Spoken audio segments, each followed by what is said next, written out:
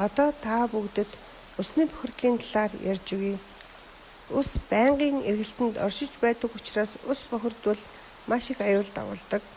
Усны бохирдол гэдэг нь түүний унган төрхийг алдагдуулж гадны биет бол хог хаягдал, химийн бодис болон бусад зүйл орсноор усны шин чанар өөрчлөгдөхийг хэлдэг.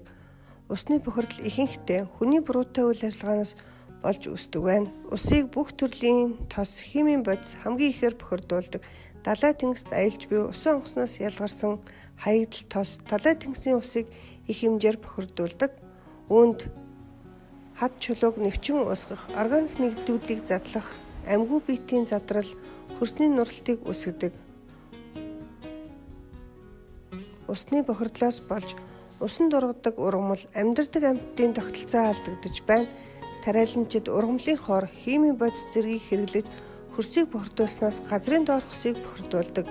Бохирдсон ус нь эргээд хүнд, арсны өвчин, суулгалт зэрэг халдварт болон халдварт бус өвчин үүсгэснээр таагүй өвдөл зовируудыг бий болгодог.